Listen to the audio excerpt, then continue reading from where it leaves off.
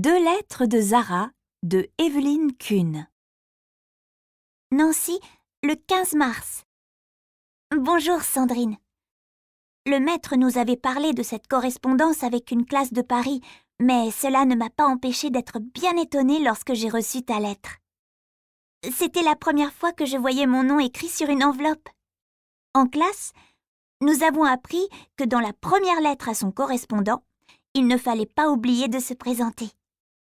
Je m'appelle Zara, mais ça tu le sais déjà. Je suis marocaine, mais j'habite en France depuis presque 10 ans.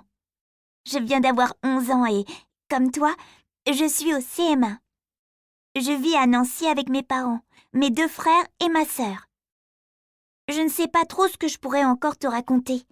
D'habitude, les lettres que j'écris, c'est mon père qui les dicte. J'espère, moi aussi, que cette correspondance durera très longtemps. Je t'embrasse, Zara. Nancy, le 20 mars. Bonjour Sandrine. Lorsque, à midi, j'ai trouvé ta lettre dans la boîte, j'avais envie d'y répondre tout de suite.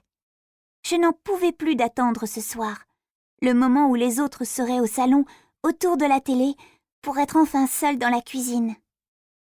Tu m'écris que tu regrettes de devoir partager ta chambre avec ta petite sœur que tu trouves ennuyeuse et collante. La mienne dort dans la même chambre que mes parents et mes 2 frères occupent l'autre chambre. Moi, je dors dans le salon sur un des divans. Valérie, une copine de classe, en était très étonnée. Cela ne me dérange pas de ne pas avoir de chambre pour moi, parce que je peux m'installer dans n'importe quelle pièce de l'appartement. Valérie, par contre, m'a expliqué qu'elle n'avait pas le droit d'entrer dans la chambre de ses parents et que son frère fermait la sienne à clé pour l'empêcher de toucher à ses affaires. Je trouve vraiment bizarre de se méfier ainsi de sa famille. Mais il est tard et je dois aller me coucher. Salut, Zara.